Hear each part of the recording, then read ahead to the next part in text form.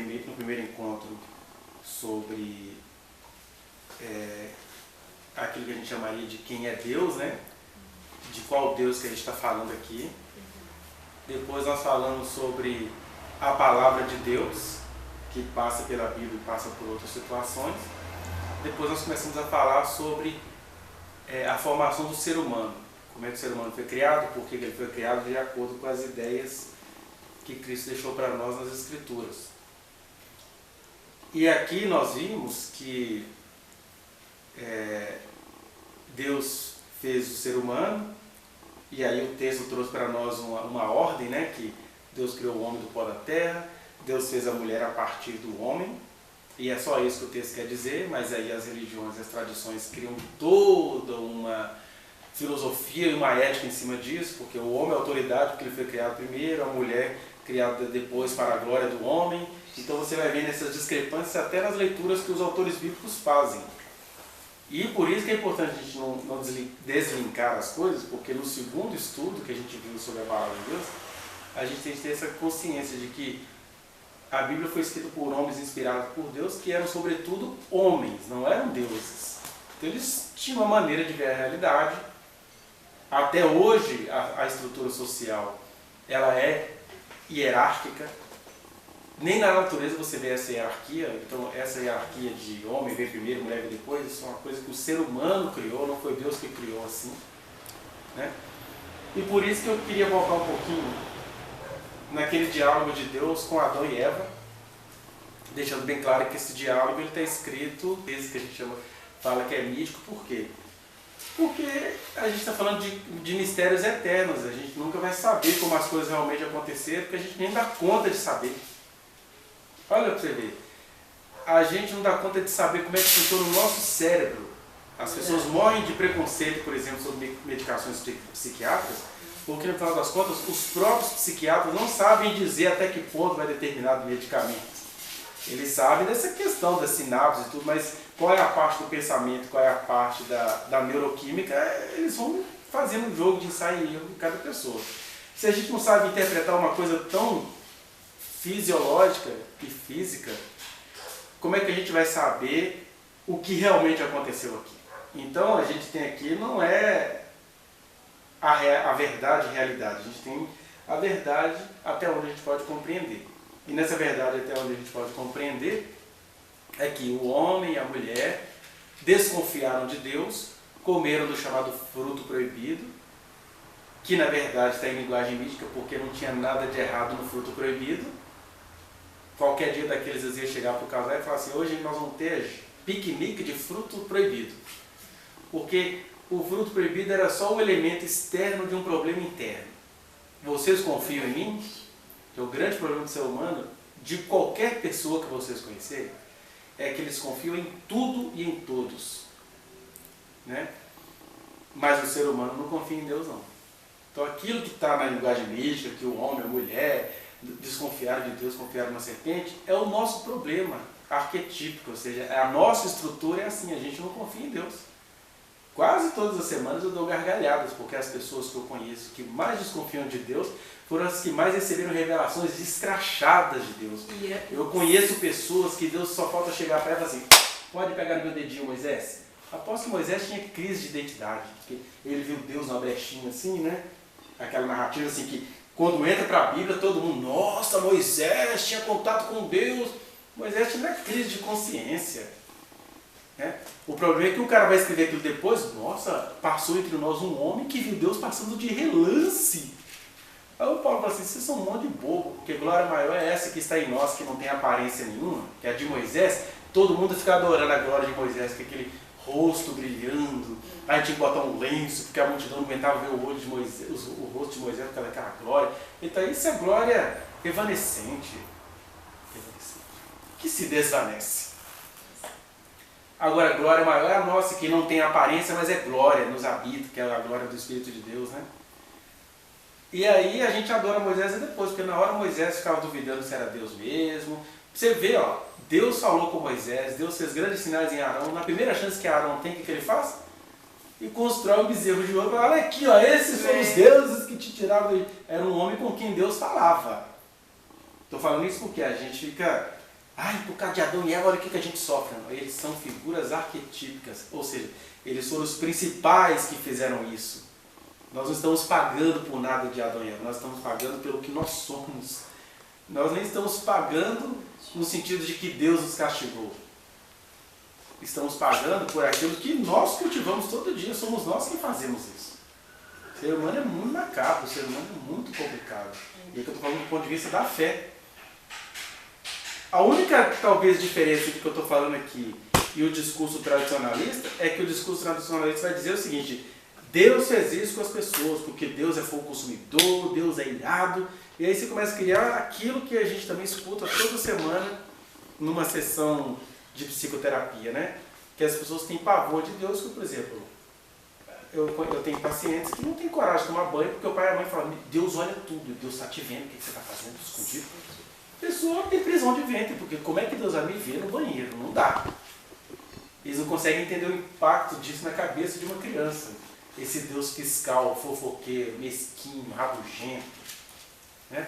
Então o que eu estou falando aqui é diferente dessa concepção da chamada pedagogia tradicional, que o ministro recém-saído, que estava ajudando pastores a roubar, falava isso: não, a educação tem que ser feita com dor, criança só aprende com dor.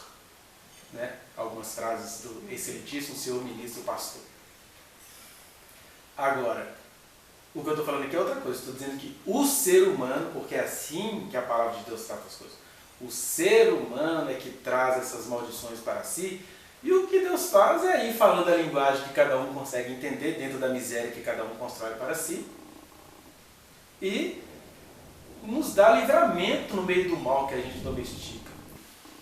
Quando a gente vai falar aqui sobre, até coloquei lá que o tema hoje seria a gente conhecer a morte para a gente compreender a ressurreição, é porque a partir do momento em que a humanidade desconfia de Deus e passa a confiar numa criatura fuleira, né, porque o Satanás tem muito poder, mas ele é uma criaturinha.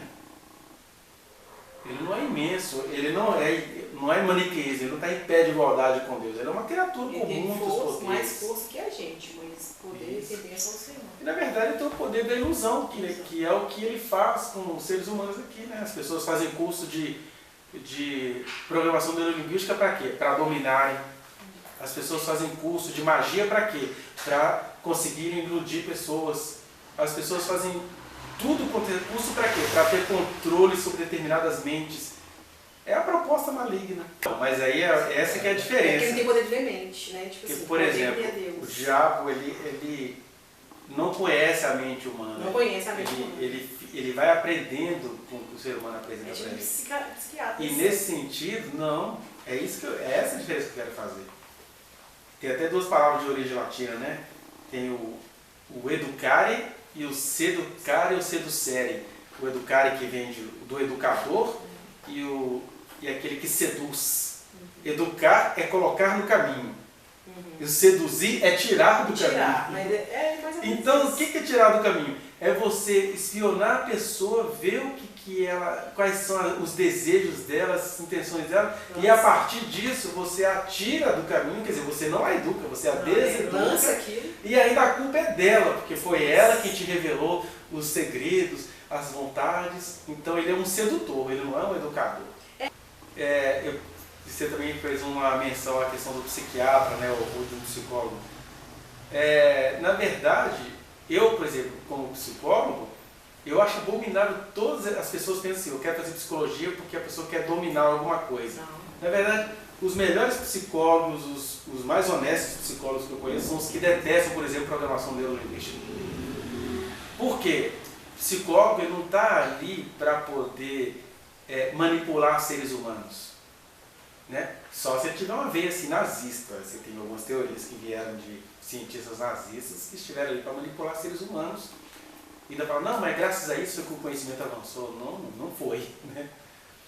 Mas o psicólogo honesto, você pega, por exemplo, o Freud, o primeiro ato dele é abandonar, quando ele estava desenvolvendo, né, a teoria psicanalítica, é abandonar a hipnose, que é o sonho de todo programador neurolinguístico. Como que eu posso manipular multidões?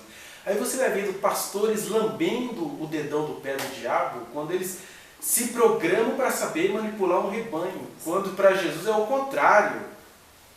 esse rebanho tem dono, eu tenho que servir o rebanho, não é fazer o rebanho me servir. Então, o sedutor, ele faz o rebanho servi-lo. E o pastor, ele dá a sua vida pelas ovelhas. E Jesus fez essa figura. Ah, mas ser pastor igual a Jesus para Jesus é ridículo. Para qualquer pastor estrategista. Porque ele consegue abrir várias igrejas em 6 meses e deixa todo mundo seduzido pelas próprias cobiças. É mais fácil, é o que as pessoas até querem, né? A gente, toda semana, tem que rebater um pouco essas teorias, né? O professor ele sofre todos os dias a tentação de ser um sedutor. É aquele cara que vai chegar na sala de aula para ser agradável. Você ouvir isso da sua família, dos seus amigos, dos alunos, da direção da escola, da secretária de educação. Você tem que ser o cara que vai levar alegria. E, na verdade, às vezes o professor é aquele que, para tirar a pessoa de todas as raízes de sedução do mal que há nela, ele vai precisar fazer um outro papel. De dizer o seguinte, olha, a realidade pode ser melhor do que isso aqui, mesmo que realidade, professor, eu quero dormir, vamos brincar um pouquinho, deixa eu jogar Uno. Né? Até hoje eles levam um cartãozinho de Uno na sala de aula. Mas assim, aí você fica naquela interpretação, ou você ganha todo mundo e ninguém aprende nada, ou você ensina e poucos aprendem, mas os poucos que aprendem são os que vão mudar o mundo um pouquinho. Aí a gente tem que ter essa esperança maluca que Jesus deu aos profetas, que Jesus deu aos apóstolos, que Jesus dá a todo quem crê nele. Mas é um jogo muito difícil, porque você está no mundo entorpecido, né? Quem é que vai dizer o arquétipo da Babilônia? As suas muitas seduções, suas muitas orgias, suas muitas feitiçarias é no sentido de magia. As pessoas fazem de tudo para ficarem ébrias. Eu quero ficar bêbado. E aí eu, que não tenho nada contra a bebida, quando eu olho para a humanidade e vejo que a humanidade só quer ficar bêbada, não dá para gostar de bebida. Eu rodei muito, várias vezes.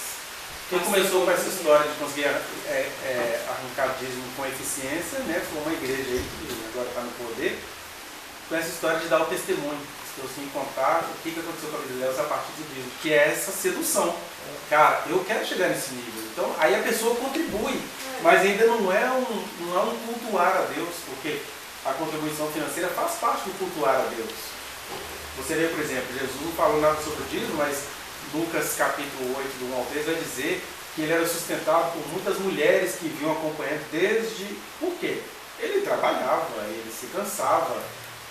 Não tem entrevista para emprego para pregar o Evangelho. Você só tem a voz, o dom e o sobrenatural, e é bom que você não cobre por isso, mas se de um lado eu não devo cobrar por isso, por outro lado eu não preciso ser sustentado, né? Como vai dizer, o trabalhador é digno do seu salário, mas elas vinham e contribuíam com seus bens para Jesus. Eu acho legal porque é uma contribuição bem definida. Eram as mulheres que contribuíam com o ministério de Jesus com seus bens. Né? Claro que os homens faziam isso, mas a contribuição da mulher ali no ministério de Jesus, ela ecoou. Ela foi ostensiva. Então, aí a gente fica nesse limbo, né? Porque de um lado, o cara está trabalhando, ele precisa ser sustentado. E não é bom que ele seja financiado por alguma empresa, porque senão o evangelho deixa de ser evangelho. Por outro lado, o cara pega uma verdade e faz dela uma sedução. Vem contar um testemunho. Como é que você conseguiu o seu Corolla? Esse Corolla é porque muitas pessoas, numa época aí, acho que era o Corolla que estava na moda, estavam muito esforçando, eles andavam quilômetros a pé, porque estavam sacrificando o dinheiro que eles usavam na passagem de ônibus, eles iam comprar o Corolla. Faziam durante o tempo, mas aí quando chegava na época de juntar o dinheiro para o Corolla, tinha que entregar tudo na fogueira santa. Né? Era a fogueira do inferno para queimar a sua fé. Só que a aparência é outra. Então, está tudo bem. Eu acho que não.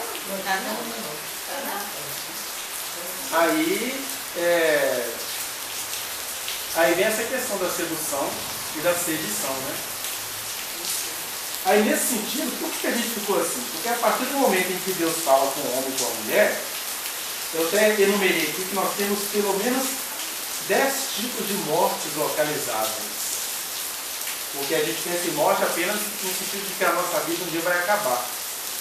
Mas ela vai acabando mesmo, desde o primeiro dia que a gente nasceu, e você vai vivenciando essas mortes em várias dimensões. Então, falando aqui rapidamente, A primeira morte, e aí eu vou eleger você para ler, né, com agilidade aqui, tá? Mas se alguém quiser ler também. A primeira morte está lá em Gênesis 3, versículo 8. Ele vai ler, a gente vai comentar um pouco. 3:8, né? Sim. Quando ouvir a voz do Senhor Deus, que andava no jardim pela viração do dia, esconderam-se da presença do Senhor Deus, o homem e sua mulher, por entre as árvores do jardim. Olha só que interessante. Deus fez algum mal para Adão e a Eva? Deus tinha algum motivo para esse casal se esconder de Deus? Não estava que eles ficaram com vergonha de Deus. Por que eles ficaram com vergonha de Deus? Se Deus era um pai amoroso, confiante, culpa, isso. Aí o que acontece? Aí você tem a primeira morte, que é o seguinte: o casal tem uma comunhão plena com Deus, e agora nem eles e nem ser humano nenhum consegue ter essa comunhão com Deus. Desde as coisas, né, maiores, né, quando Deus traz a lei para aquele povo, e o povo, Moisés, fala você com Deus aí, a gente não. Aí Deus vem em pessoa, fica entre nós durante 33 anos, e eles estranham tanto Deus que mataram Deus. E aí Deus habita em nós pelo Espírito Santo, e a última coisa que as pessoas querem na vida é serem habitadas pelo Espírito Santo. Ele avacalha todos os meus projetos. Eu sou homem, falou mal de mim, eu quero dar porrada, não tem outra palavra. Entendeu? O Espírito Santo fica controlando. Se você for olhar o fruto do Espírito, parece uma viadagem, não é o fruto do Espírito para um macho. Amor, alegria, paz, longanimidade, benignidade, homem bom, benigno, bondade, fidelidade, mansidão, domínio próprio. Homem só é assim se for com outro homem. Né? Vide aí um programa famoso de reality show, que deve ser o primeiro programa onde homens vão para a final. O amor entre homens é a coisa mais linda do mundo, mas o amor entre a pessoa e Deus não rola. O amor entre o homem e a mulher é zombaria. Desde falar que o homem é frouxo e até falar que a mulher você conhece, né? São chafeta, isso. Mas tudo começa aqui. O ser humano perdeu a comunhão com Deus. E coisa difícil de conseguir, só um novo céu e uma nova terra que vai nos fazer conseguir viver isso plenamente. Só dar um exemplo rapidinho. A minha nutricionista, né? Desde que eu estou fazendo uma consulta com ela, desde que ela soube que é menino, ela falou para eu não comer linhaça. Eu falei, por quê? Falou, porque aí vai ficar muito sensível, muito amoroso. Aí eu fui tirando a cara da linhaça e eu, aí você pode vai. Está preocupado com a masculinidade do menino que ainda não nasceu. Está preocupado. E é uma médica mulher. Eu falei, uai, todo dia eu vou comer linhaça, então. Quando a gente fala, outro dia eu falei num congresso aí que eu fiz online, né?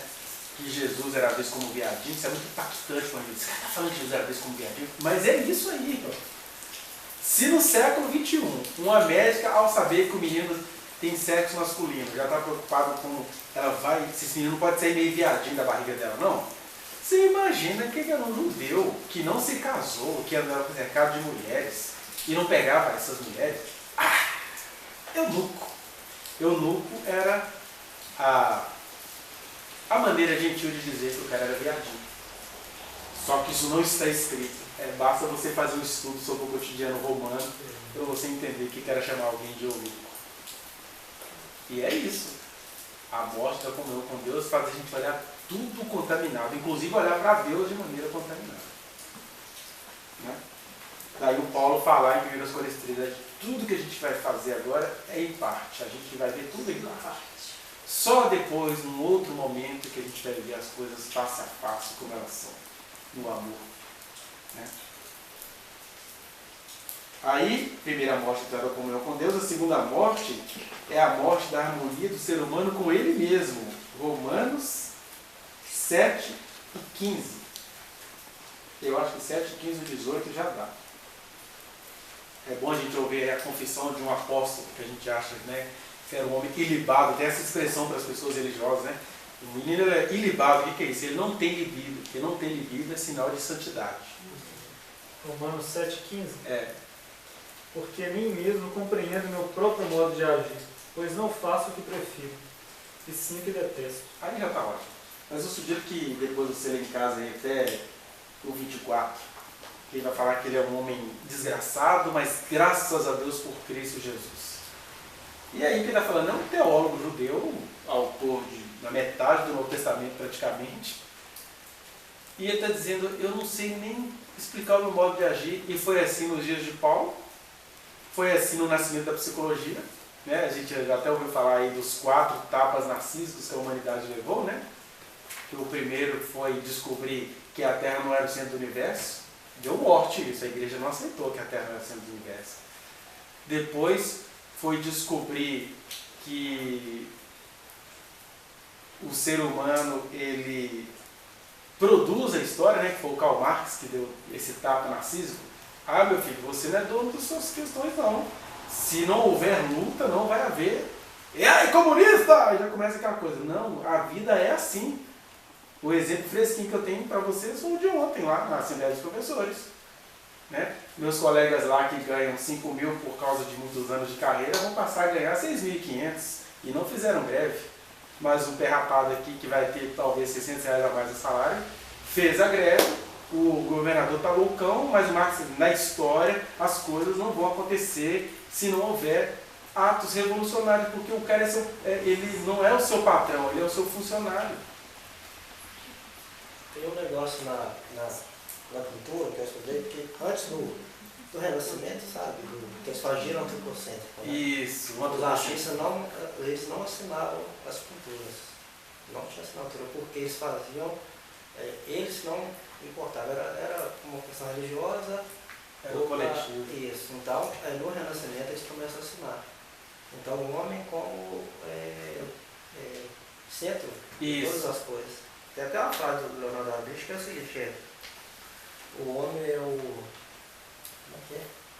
O homem é a medida de todas as coisas, das coisas enquanto são e enquanto não são, né? Então o homem que define o que é e o que não é. Isso. Então é legal nesse sentido, porque aí você tem uma outra interpretação de mundo, né? Uhum. A então a Terra deixa de ser o centro do universo. É isso. Eu já tenho dificuldade de pensar assim, mas pensando o seguinte, que Deus, esse Deus criado pela religião, deixa de ser o centro do ser humano, depois o ser humano deixa de ser o centro de si mesmo, né? Que aí seria o 4º tapa narcísico, que é o que a psicanálise vai dar. Se você está achando que você é o dono de tudo, você é sujeito no sentido ambíguo da palavra, porque você, se pensando o senhor da sua história, o sujeito da sua história, você é sujeito porque você é assujeitado a forças que você nem faz ideia de onde elas vêm. Então, sujeito na psicanálise tem essa definição técnica, né? Eu sou sujeito não é porque eu sou o sujeito da frase. Eu penso que eu sou o sujeito da frase, que eu sou o praticador da ação. Mas eu só pratico essa ação por forças que eu desconheço. Quando eu estou lá, eu não me penso e me penso onde não estou. Em busca de horizontes perdidos dentro de mim. Vai dizer o Jack Lacan. Então, é isso. O ser humano, ele perdeu, por ele ter perdido a comunhão com Deus, ele perdeu a comunhão consigo mesmo. É a outra morte. A terceira morte, aí a gente começa, né? É que o casal, o homem e mulher, eles perdem a harmonia. Vou dizer uma coisa aqui, que para esses tempos de século XXI, vão me acusar de crime, mas eu estou falando aqui do ponto de vista do Evangelho. O que acontece? Do ponto de vista social, político, cultural, é muito difícil você assumir a sua identidade afetiva e sexual.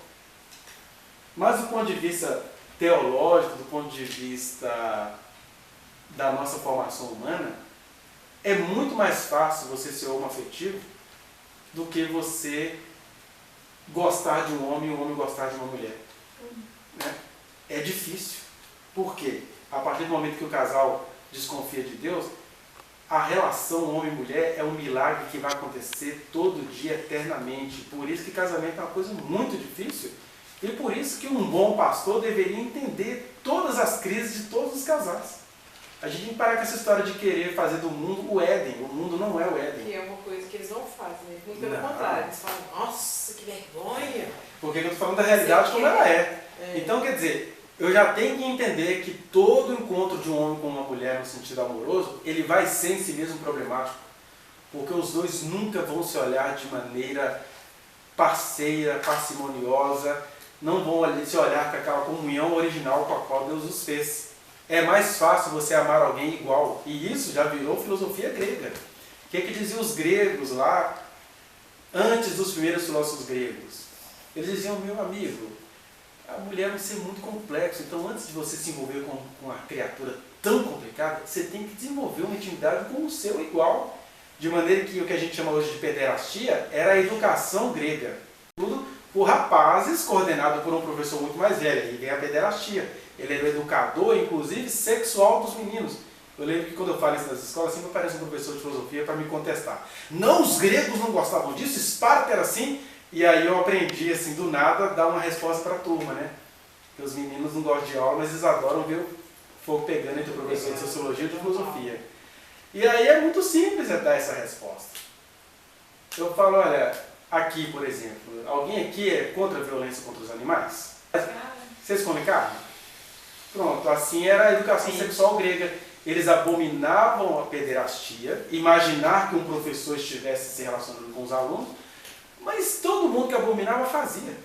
Inclusive no filme Alexandre Grande, tem o Aristóteles, que é o doutor do Alexandre, ele fala com ele, tipo, isso é citado no filme, que o homem se deitar com outro homem para adquirir conhecimento não seria uma coisa positiva. Né? Positiva. O Alexandre Grande, o Aristóteles, filósofo.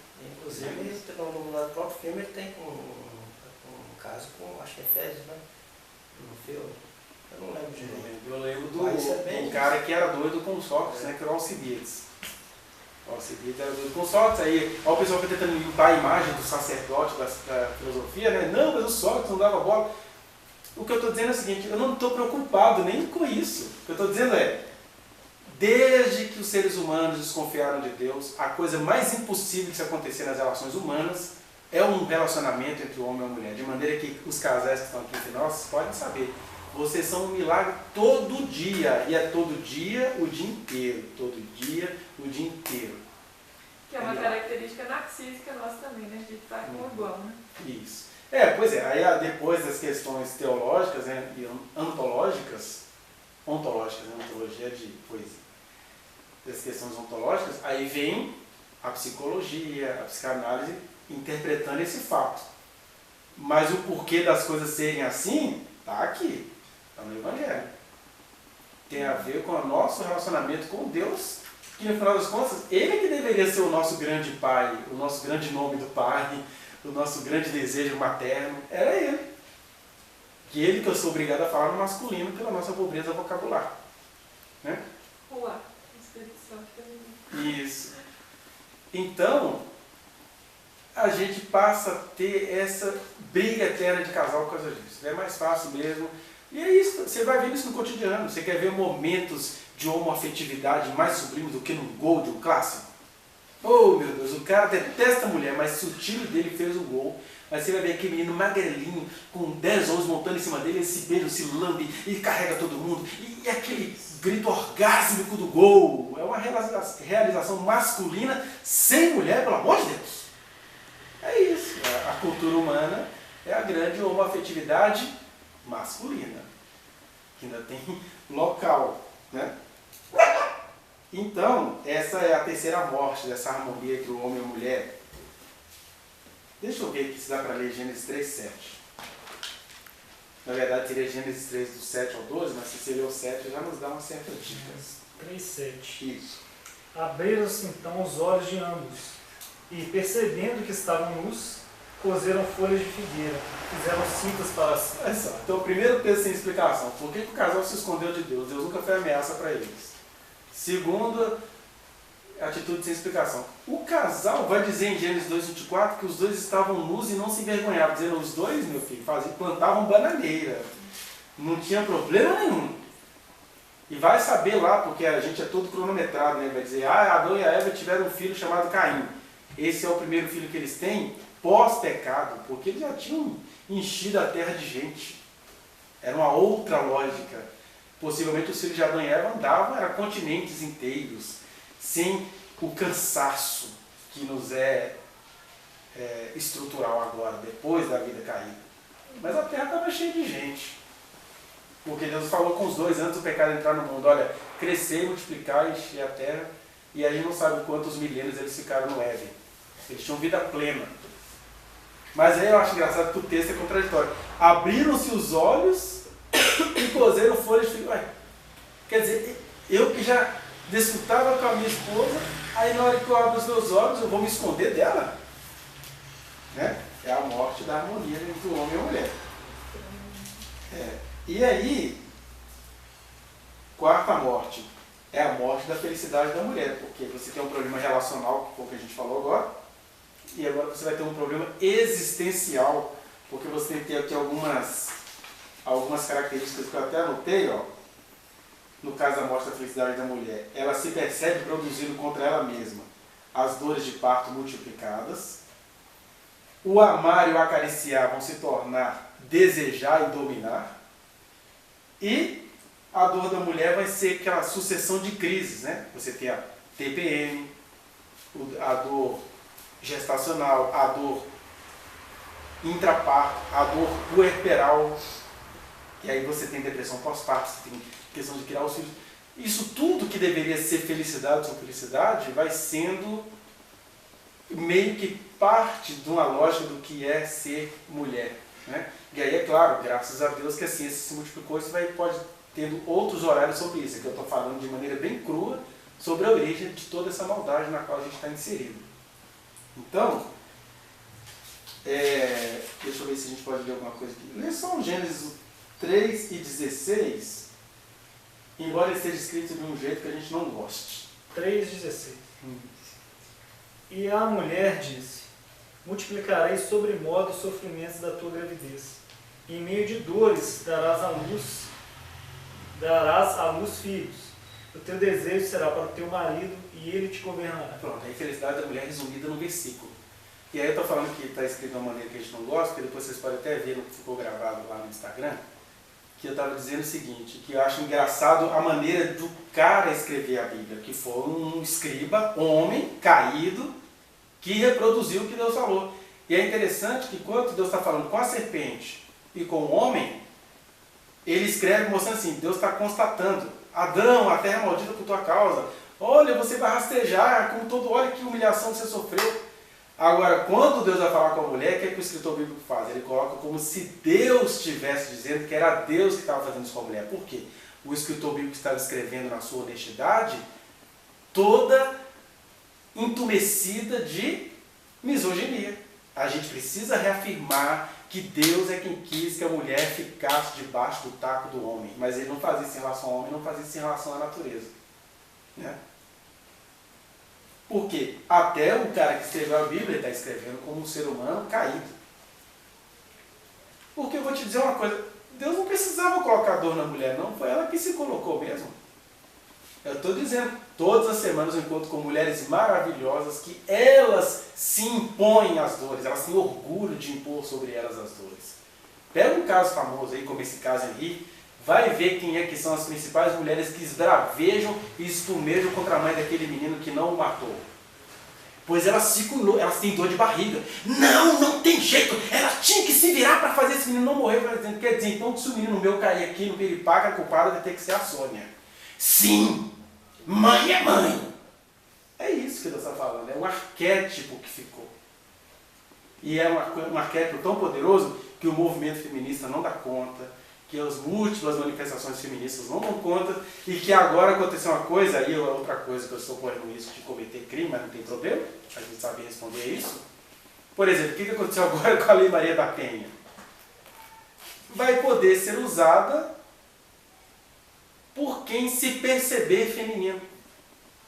Né? Para não falar assim, está implicando com as mulheres trans, não. Quem se perceber feminino vai usar a Lei Maria da Penha. Agora está tendo até uma votação no Senado, porque eles querem trocar o sexo feminino por gênero feminino. Isso é muito complicado, porque você já está tendo muitos casos isolados no mundo afora.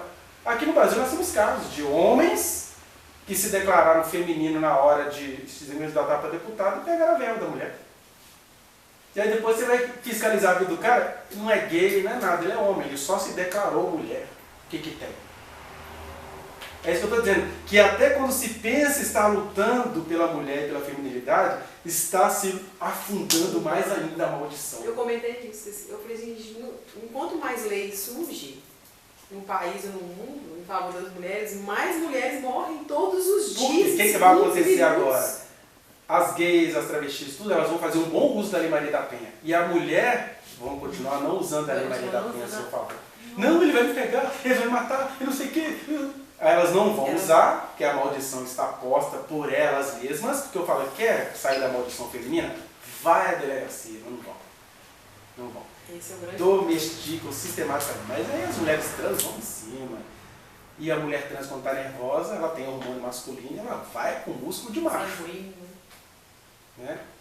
E aí você tem que tomar todos os cuidados para falar isso, mas eu estou falando aqui, ó, que a luta da diversidade sexual, eu tenho tanto de vídeo no meu canal, toda semana eu recebo um xingo num vídeo que eu fiz lá rebatendo o pastor Rodrigo Silva. Hoje mesmo eu já tomei 2 xingos lá. Sério? Nossa, vídeo excelente. Concluí que o pastor Rodrigo Silva tinha razão em tudo que ele falou. Aí eu falei para a pessoa, então você está me dizendo que a homossexualidade é equiparada à zoofilia, à pedofilia e ao incesto? Sabe que você está cometendo um crime. Eu falei assim que a pessoa vai apagar o que ela escreveu, né?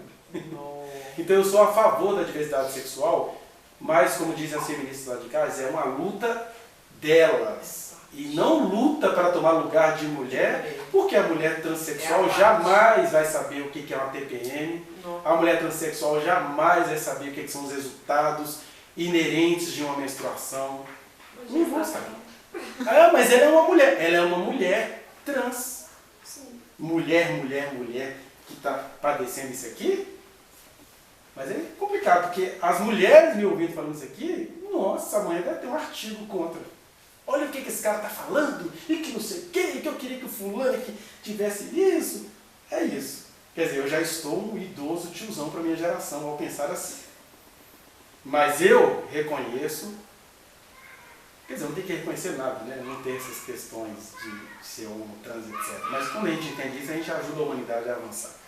O que não der para fazer isso é você usar essa luta da diversidade para abafar o direito das mulheres, que é o que vai acontecer com a Lei Maria da Penha, sim, certamente. Né? Aí você tem a morte da felicidade do homem. Acho que você já leu isso, né? Gênesis 3:17? Não, leu 17, por favor. 17. E Adão disse, visto que atendestes a voz de tua mulher, e comeste da árvore que eu te ordenara não comesse, maldita é a terra por tua causa. Você viu que Deus não fala assim, você é maldito, eu te amaldiçoei, ele está dizendo assim, você fez isso, você fez aquilo, a terra ficou maldita. Entendeu? A diferença de quando Deus fala com a Eva e quando Deus fala com Adão, Deus não falou que ele amaldiçoou a terra, está dizendo que a terra ficou maldita por causa do Adão. Você vê que o cara está descrevendo o texto como um homem caído mesmo. Né? Ou seja, o ser humano do sexo masculino atraiu toda a desgraça do planeta. E é isso. Quem é que promove neste momento toda a desgraça do planeta? Quem é que fez aquela guerra famosa de Rússia e Ucrânia? Foram mulheres que fizeram isso? Neste momento, e mulher também estupra. Vamos pegar a estatística. Pega 1.500 estupros que aconteceram hoje no mundo e veja quantas mulheres estupraram nesses 1.500. É isso, é a existência maldita por mãos dos homens. Né? Aí você tem a morte do caráter do ser humano. Está lá em Gênesis. Isso aqui é bom você ler tudo. Gênesis 6, do 5 ao 7. Aí a gente está vendo que é a Gênesis da maldição para a gente entender a Gênesis da redenção. Gênesis 6, do 5 ao 7. Viu o Senhor que a maldade do homem se havia multiplicado na terra, e que era continuamente mal todo desígnio no seu coração. Então se arrependeu o Senhor de ter feito o homem na terra. Isso lhe pesou no coração. Disse o Senhor, farei desaparecer da face da terra o homem que criei, o homem e o animal, os répteis e as aves dos céus, porque me arrependo de os haver feito. E aí você tem aquele primeiro trecho que vai falar do porquê que a terra foi exterminada com o dilúvio. Porque o autor, traduzindo o sentimento de Deus, vai falar assim: Deus olhou para isso tudo e as criaturas têm prazer na maldade. Né? E a gente fala assim do dilúvio, mas olha hoje. Porque a hora que Deus falou que agora a terra não vai acabar mais com água, vai acabar com fogo, né? E aí, o dia que Deus fizer isso, os homens, por serem maus, vão criar teologias. Não pode ser Deus, por que Deus vai fazer? Mas não é Deus quem vai fazer isso. Ele vai deixar acontecer, porque por nós já teria acontecido. Só hoje, o que eu já vi de notícia de animais terrivelmente maltratados, né? Em nome do comércio, em nome de tudo quanto é coisa. Não estou falando de animal de consumo, não, que a gente tem essa desculpa do alimento. Estou falando que o cara cria animal de estimação para ficar maltratando o bichinho. A alegria dele. Eu só adoto cachorro preto. Eu não gosto de preto, eu fico torturando até o bichinho morrer. É isso, aí você imagina. Isso é um caso desse que já te assusta. Você imagina isso acontecendo na terra inteira neste momento. Ela está chamando o fogo para si. As pessoas estão chamando o fogo, as pessoas estão chamando de destruição. Aí quando Deus deixar isso acontecer, ele é que vai ser o mal. Né? Então, o ser humano ficou esse monstro. E é claro, ele vai disfarçando isso tudo com neoliberalismo econômico. Por que o nazismo é uma coisa perigosa? Porque o nazismo é exatamente a oficialização dessas coisas. O ser humano é assim, então já que o ser humano é assim, vamos dar arma para todo mundo, a gente faz teste com o africano mesmo, esses negros nasceram para a gente testar. E aí vão juntando isso tudo com ideias cristãs. Porque não se adora a Deus, mas se adora aquilo que se pensa ser Deus. Não, eu sou cristão de família tradicional, eu paguei um preço para chegar aqui, então você me respeite. Aí o que ele tem que respeitar? Ele vai exterminar a sua fauna, a sua flora, as pessoas que são inferiores a ele, e isso é o nazismo. E enquanto o cara faz isso, a ciência avança. É a banalização do mal como uma justificativa racional. Né? Exatamente. A banalização do mal como justificativa racional. Mas como isso está dentro de todos nós, porque todos nós somos malditos, você não pode deixar o nazismo chegar, por exemplo, às vias oficiais. Ele tem que ser cortado. O Brasil está caminhando para isso. Na verdade, Né? caminhando, já está Eu falo assim, só falta oficializar. oficializado. Né? Porque já acontece. Outro dia eu vi um debate entre dois deputados na Câmara aqui em Brasília. O cara parece um borbagato, um barbão assim. Aí o cara falou assim: você é um exterminador de animal, você mata cachorro por esporte. Mato mesmo, eu mato o cachorro, mas não mato o embrião. O cara se orgulha porque ele mata cachorro, mas não mata o embrião. É o nazismo. E quando eles ficam nessa questão assim, que aqui não é o Éden, mas até você mesmo uma coisa, que a gente não está vivendo uma terra que é o Éden, né? E quando há essa justificativa disso, não é o Éden. Então, tá, é porque eu estou aqui apressado no tempo, estou lendo só a morte, e estou esquecendo da contraproposta. O que acontece? Aqui não é o Éden, isso aqui não vai mudar, mas nós não fomos transformados em Cristo Jesus. Aí você vai ficar transitando, por exemplo. Nós temos a percepção do que é a bondade de Deus, do que é o amor de Deus. Aí tem coisas, pegando o exemplo do amor que eu acabei de falar aqui. Pela minha percepção do Evangelho, pela santificação ao qual Deus me chamou, não deveria existir amor. Mas eu estou no mundo onde isso acontece. O que eu posso fazer como cristão no mundo onde isso acontece? Eu posso fazer o que o Tribunal Federal está querendo fazer. Então vamos colocar um limite científico. Qual que é o limite científico? O cérebro do embrião não está ativo até a 12ª semana. Pronto, todas as mulheres que quiserem interromper a gestação terão até a 12ª semana para fazê-lo. Aí, eu não estou no Éden, não preciso ficar vigiando a gravidez das mulheres.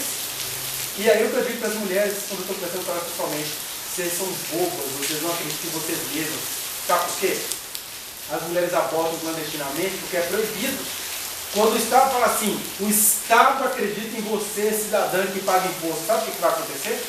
Quando a mulher souber que a hora que ela quiser, ela pode procurar o serviço público para interromper uma gravidez, primeiro, a gestação indesejada diminui, e segundo, a procura pelo aborto diminui. É exatamente isso.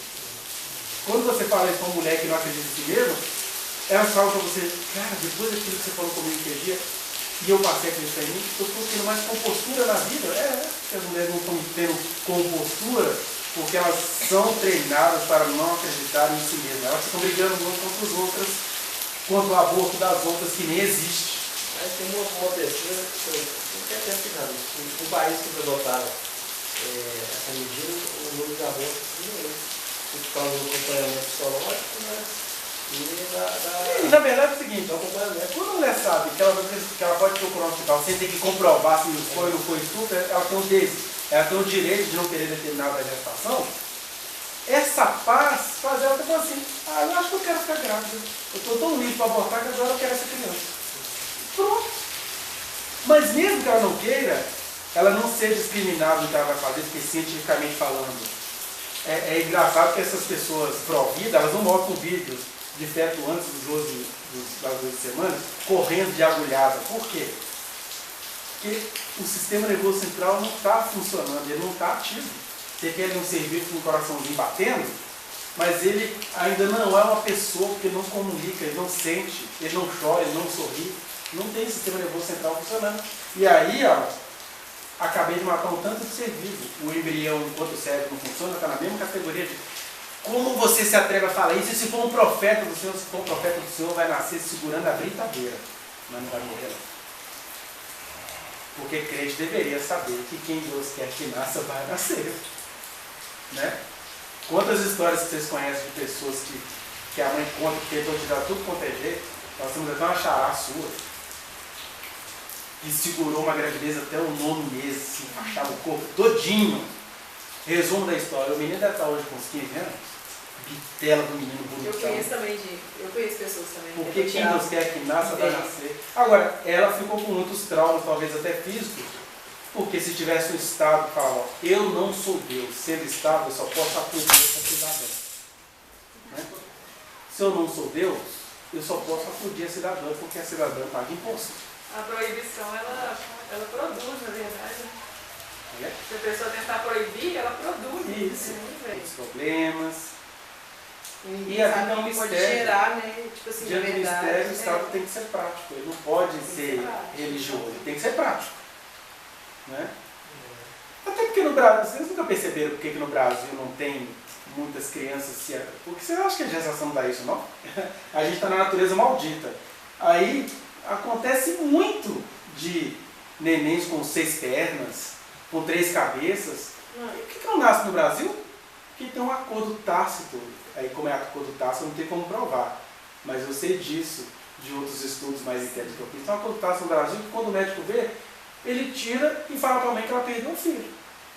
Para evitar o que eles chamam de monstruosismos, que acontece muito em países onde a população não é contemplada. Você vê isso na Índia e tal.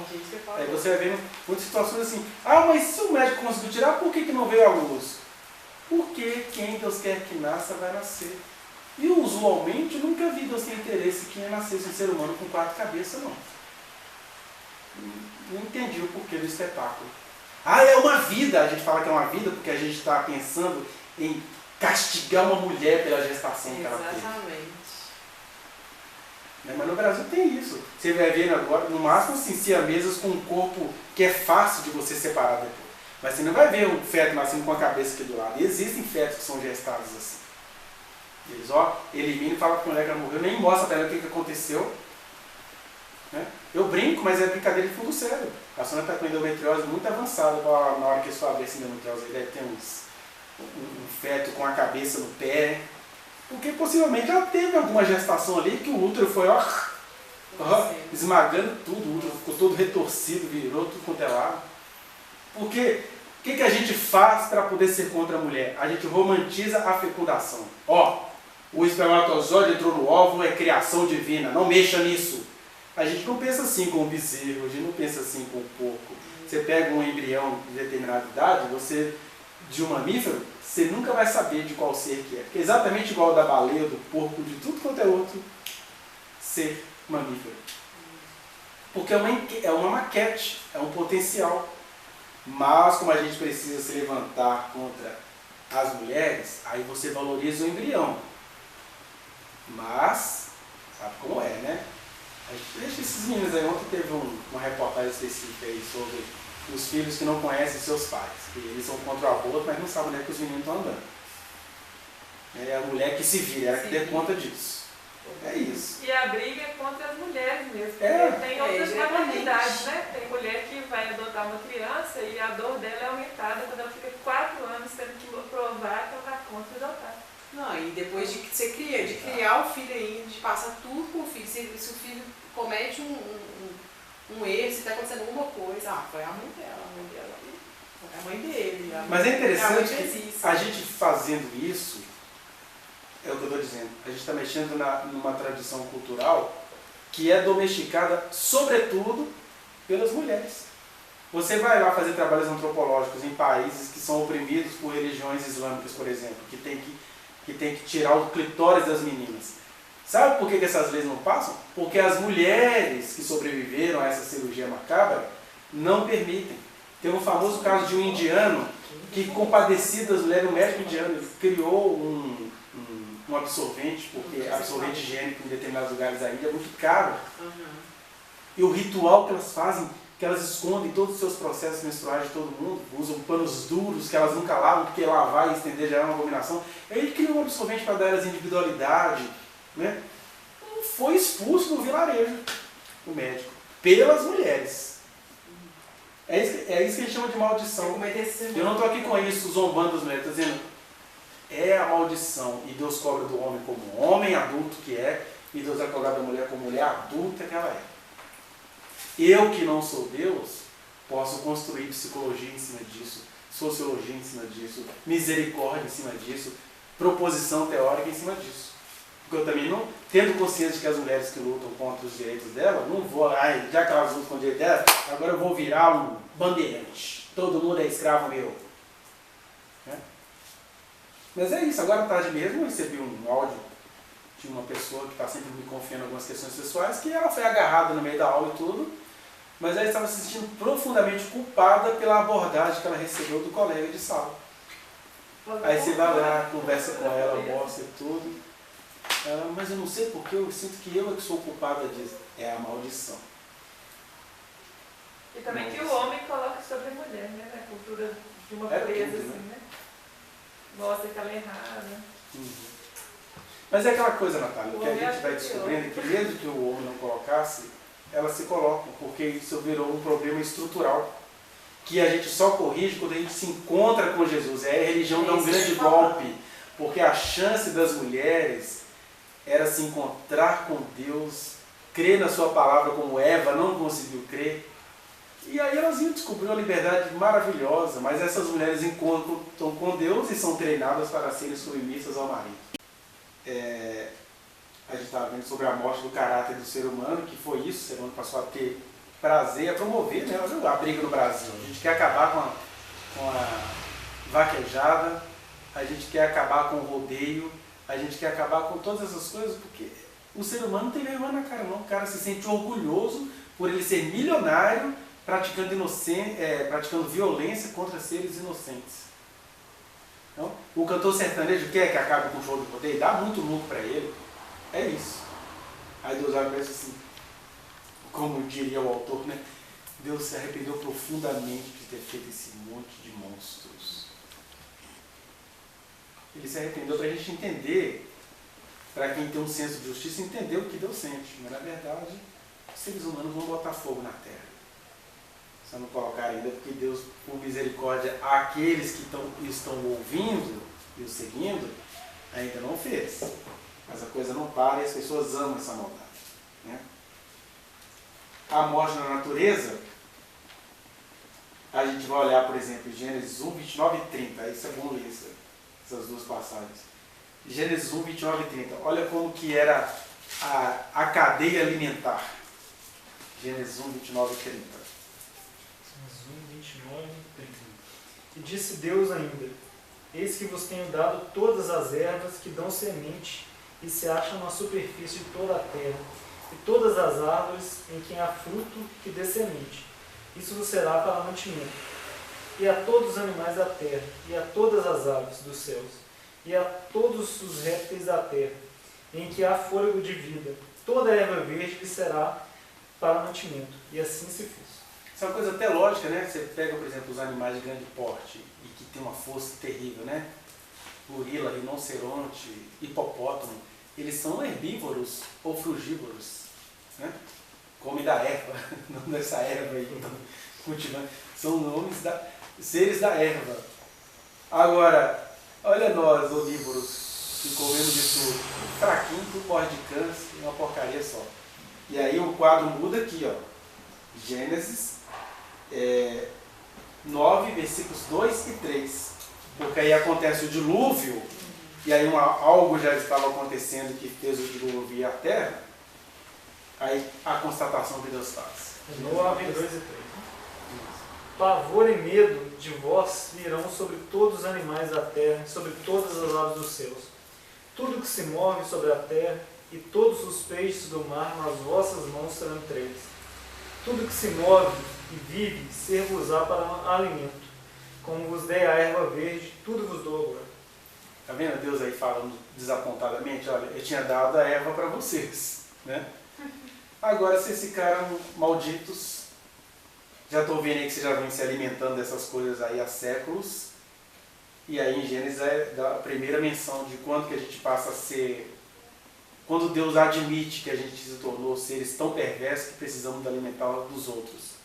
Então, Deus não nos proíbe de comer carne, Ele vai lá, a partir de Moisés, regrar isso.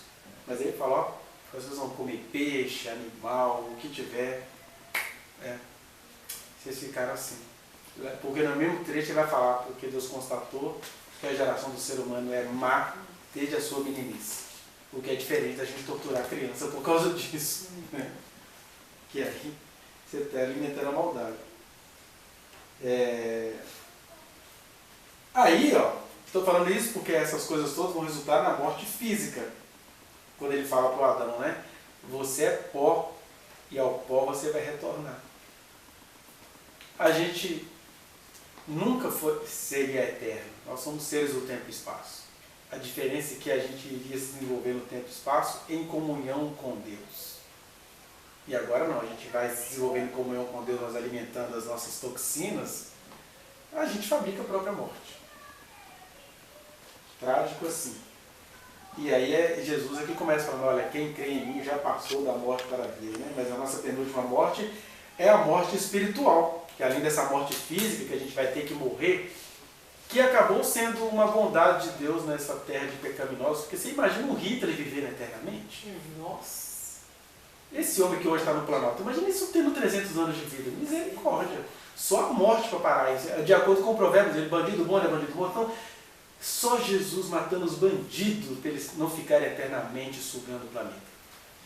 Ele fala de Judas, né? Judas devia ter talvez 30 e poucos anos também, já era um diabo. Imagina se fica 300, você vira um diabão. Exatamente.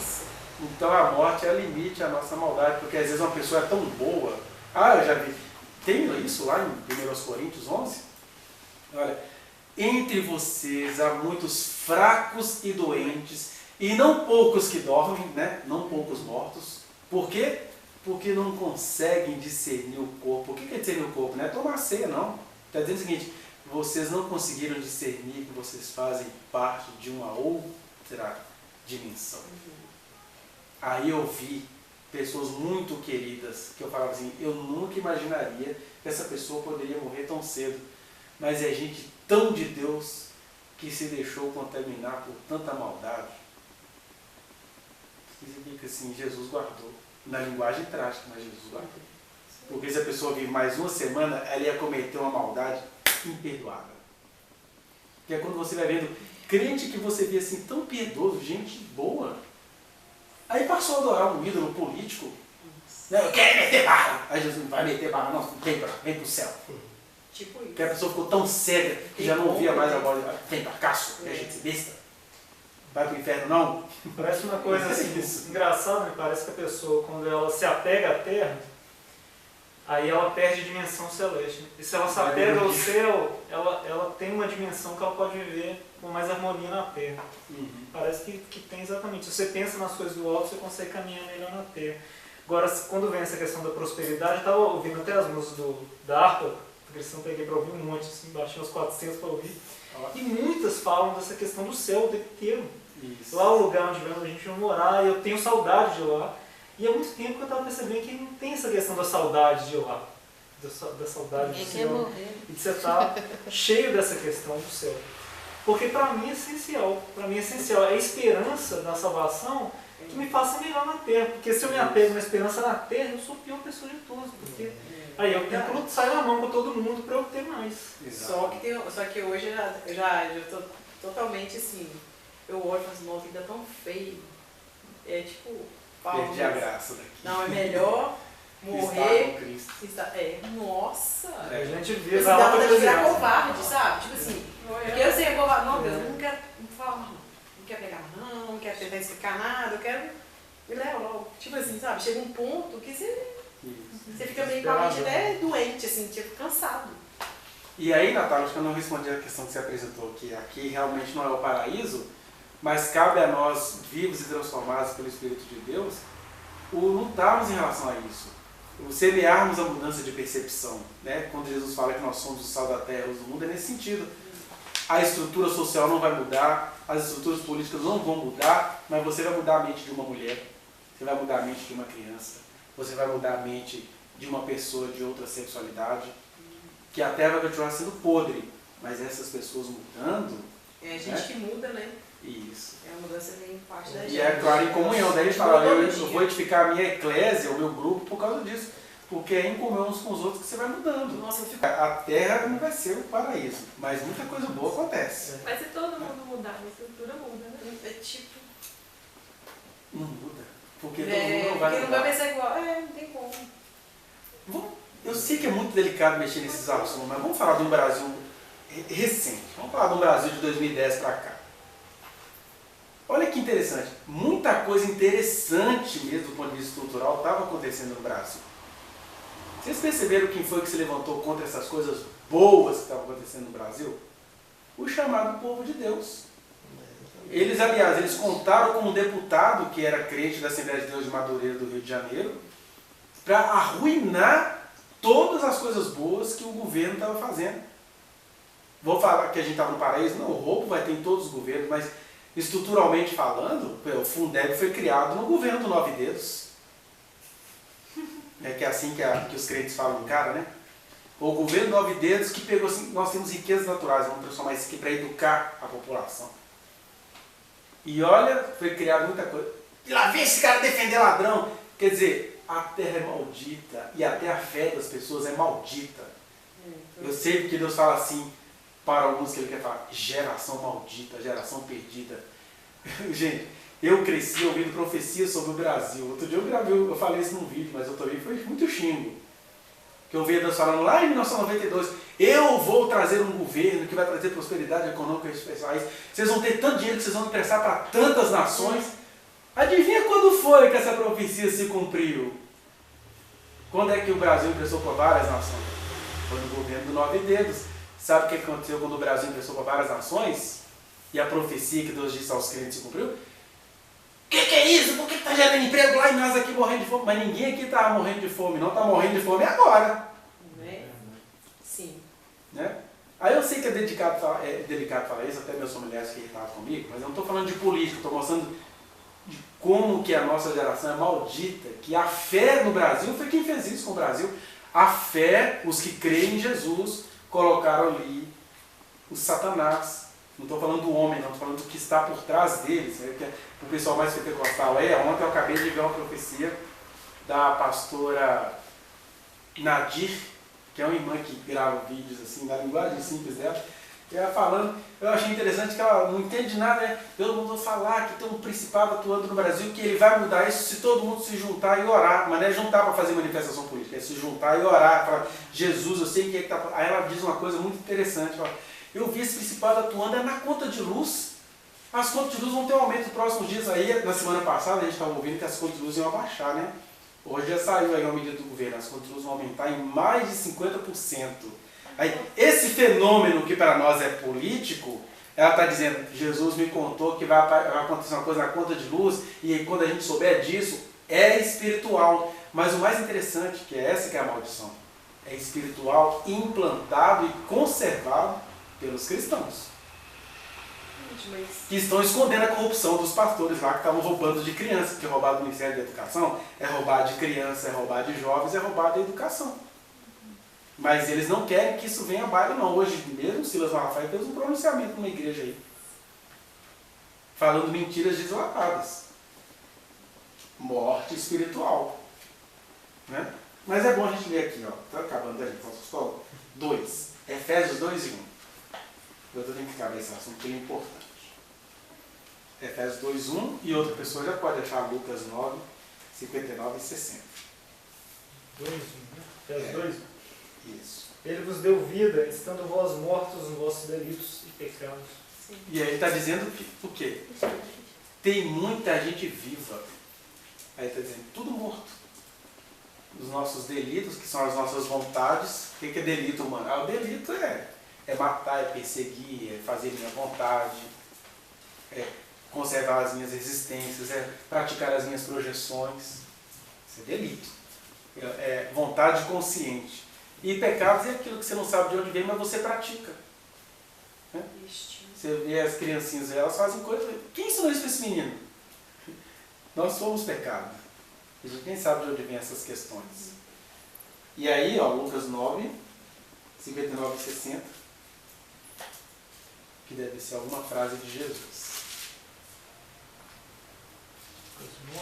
Isso. 59 e 60. 59 e 60. A outro disse Jesus, segue-me. Ele, porém, respondeu, permite-me ir primeiro sepultar meu pai. Mas Jesus insistiu, deixa os mortos os sepultar, os seus próprios mortos. Tu, porém, vai e prega o reino de Deus. E aí Jesus dando aquela resposta prática, né? Porque quando o cara fala assim, permite primeiro sepultar o meu pai, isso é uma forma de expressão que ele está querendo dizer o seguinte, olha, quando meu pai morrer, eu te sigo. É igual um pastor conhecido meu que fala assim, não, eu vou fazer a vontade de Deus depois que eu me aposentar. Aí ele se aposentou, agora eu estou aposentado, agora eu vou fazer a obra de Deus. Virou um cara chato, mesquinho, porque ele se aposentou e agora ele está fazendo a obra de Deus. De quem é o mérito dessa obra? Da aposentadoria dele. Sim. Né? Aí Jesus está assim, não, isso não é para você aposentar e nem depois que o seu pai morrer, não. Isso é para agora. A sua chance de você não continuar morto espiritualmente é me ouvir agora. Tem tempo para perder com você não, fiote. Mas a gente fica fazendo isso com ele. Senhor, meus meninos estão pequenos. Ai, Jesus, agora estou adolescente. Ai, Senhor, agora tem que ter uma cirurgia. Ai, Senhor, a gente faz isso com Deus. E joga a culpa no Adão e Eva. Morte espiritual. E a morte eterna, que é 25:46, quando ele fala de que depois de todo esse caminho aqui, para todas essas 9 mortes, a gente tem a contraproposta. Aí as pessoas falam assim, olha, de verdade eu conheci a vida, mas eu não quero. Aí como é que o texto bíblico traduz? Serão estes para o castigo eterno, porém os justos para a vida eterna. Viu? E Apocalipse 21, né?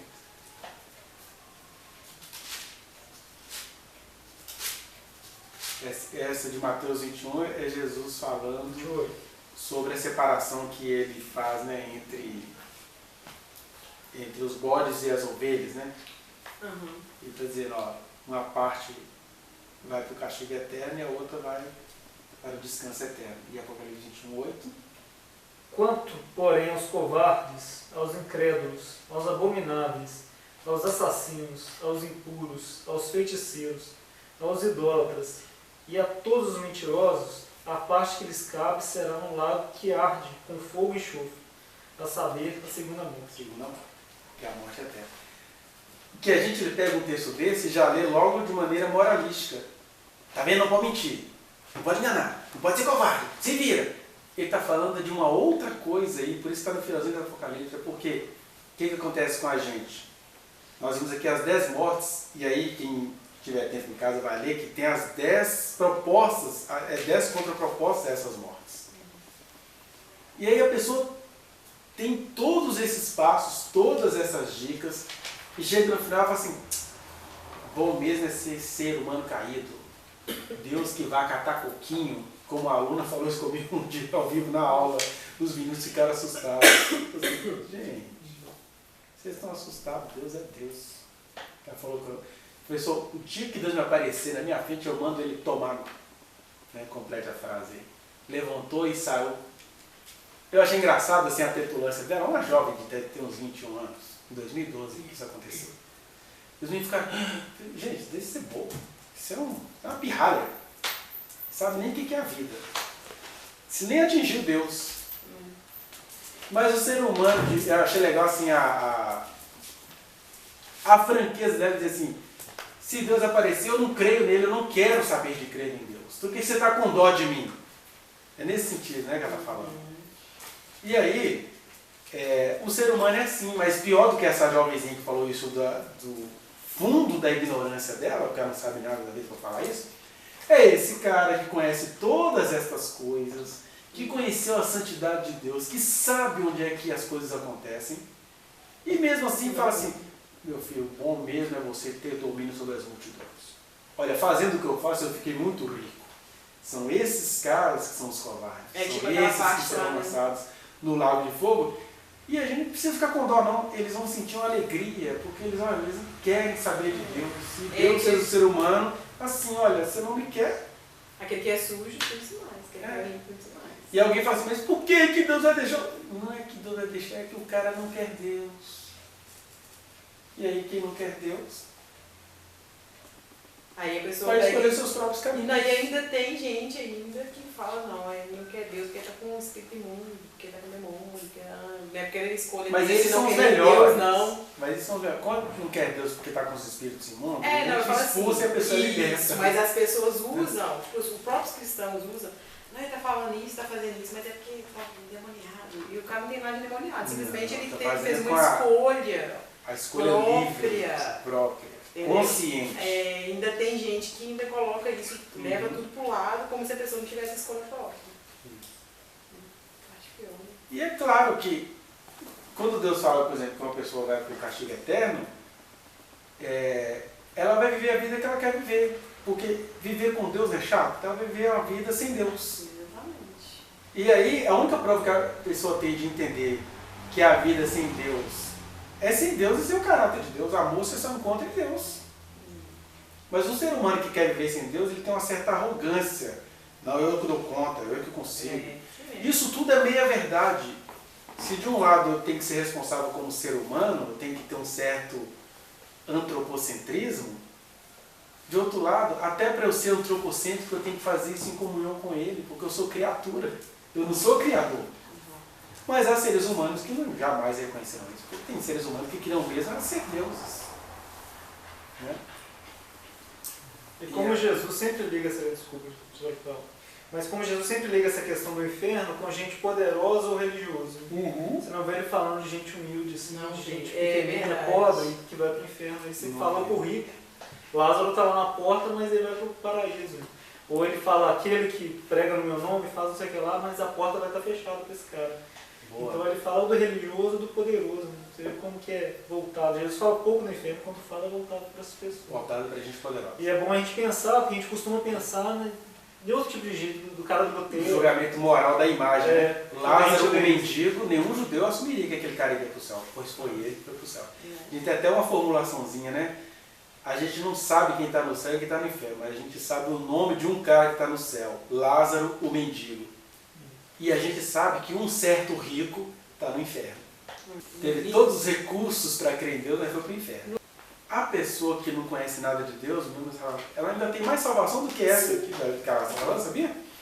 E Jesus dá uma dica sobre isso quando ele vai falar da parábola, né, em Mateus 25, do 31 ao 46. Quando ele vai falar isso, ó, tem muita gente que vai chegar lá no juízo final, né, que não é um evento, mas é um estado de espírito. E vai falar, mas Senhor, quando foi que eu te vi doente, com fome, com sede, nu? Eu fui te visitar e cuidei de você. Sempre que você fez a um desses pequenos irmãos, era a mim que você estava fazendo, indicando o seguinte, que tem gente que está fazendo a vontade de Deus e nem está sabendo, porque Deus é Deus, ele sabe por que ele se revelou a alguém, mesmo agindo assim com ele, e porque ele nunca se revelou a alguém, mas eu conheço tantas pessoas supostamente ateias que elas fazem tudo do jeito que Deus quer.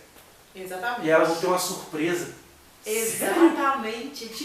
Nossa, sabia que ele existe mesmo? Já está justificado, filhote, porque fui eu quem não me revelei a você. Quando um judeu no Holocausto fala assim, para mim Deus morreu no dia que a minha criança morreu na mão do Hitler. Deus entende essa indignação. Eu não vou discutir filosofia com essa pessoa. Deus está conversando com essa pessoa na eternidade agora. Quando o Hitler, né? O Hitler não, o Nietzsche, quando o pai do Nietzsche morreu, ele fala, Deus morreu. Era um Nietzsche tão filósofo quanto esquizofrênico, conseguindo ver Deus como ele conseguia ver. O Deus que o Nietzsche conseguia ver era aquele pai luterano chato que ele tinha. Né? E Deus entendeu tudo. Agora, Deus não tem conversa com gente a quem ele se revelou, a quem ele deu poder, Exatamente. ministério, condições de entender e entendeu. E falou assim, mas eu estou rico demais para crer em Deus. Não dá. Esse cara, Deus falou assim, eu nem te conheço. Ou então não quer largar aquela vida da mesmice. Bom, parei. Graças a Deus, mas é porque também a gente rendeu aqui, né? Agora, existem coisas que realmente são produções sociais, né? A pobreza é produção social, a miséria é produção social. E aí a pessoa joga na conta de Deus. Aliás, o Brasil tem essa cultura, né? Na hora de eu lutar pelo que é justo, eu não posso, eu dou conta. Não, vamos orar, vamos deixar na mão de Deus. Mas na hora de fazer o mal, a pessoa faz com as próprias mãos. Ainda põe Deus no meio ainda. Não,